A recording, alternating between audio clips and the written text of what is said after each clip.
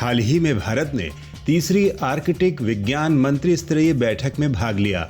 भारत की ओर से केंद्रीय विज्ञान एवं प्रौद्योगिकी, पृथ्वी विज्ञान, स्वास्थ्य एवं परिवार कल्याण मंत्री डॉक्टर हर्षवर्धन ने इस दौरान आर्कटिक क्षेत्र में अनुसंधान कार्य और सहयोग के लिए दीर्घकालिक योजनाओं को साझा किया।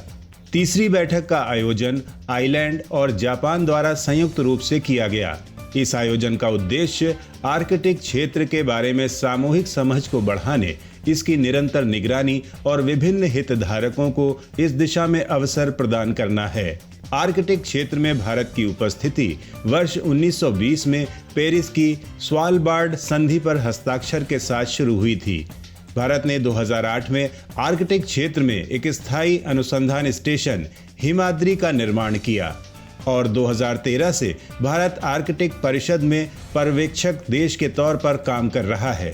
इस दौरान भारत ने इन सीटू और रिमोट सेंसिंग दोनों प्रकार की अवलोकन प्रणालियों में योगदान दिया है।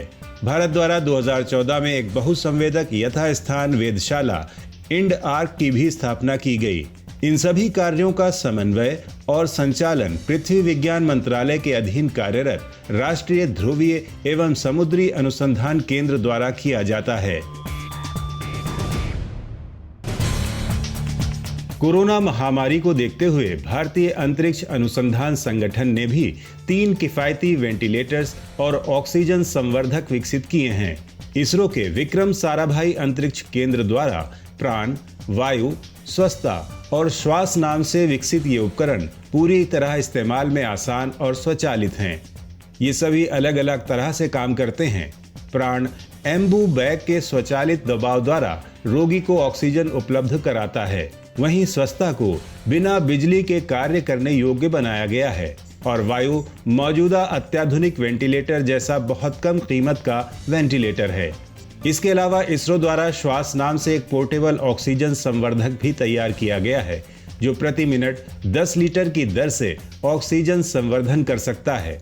जल्द ही इन उपकरणों के व्यावसायिक उत्पादन के लिए उद्योगों को तकनीकी हस्तांतरण किया जाएगा, ताकि जरूरत के समय कोविड-19 रोगियों को एक और सुविधाजनक विकल्प उपलब्ध कराया जा सके।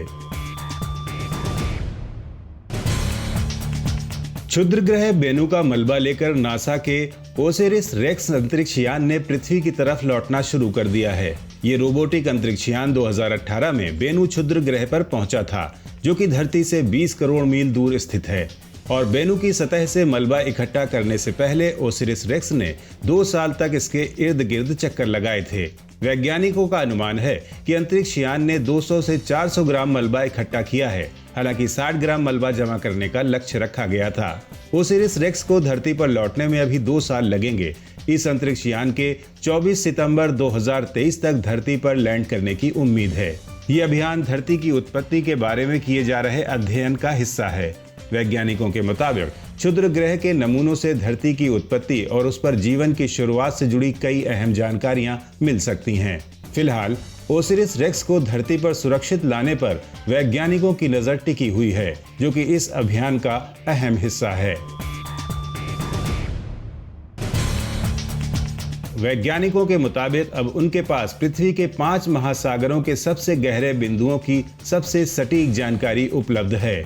ये प्रशांत, अटलांटिक, हिंद, आर्कटिक और दक्षिणी महासागरों के महत्वपूर्ण स्थान हैं, जिनका हालिया 5 गहरे अभियान द्वारा मानचित्रण किया गया है। पश्चिमी प्रशांत सागर के 10,924 मीटर गहरे मारियाना ट्रेंच जैसे स्थानों का पहले भी कई बार सर्वेक्षण किया गया था, लेकिन अब इस 5 गहरी परियोजना ने कई अनिश्चितताओं को दूर कर दिया है। जैसे हिंद महासागर के सबसे गहरे बिंदु को लेकर 2 दावे थे।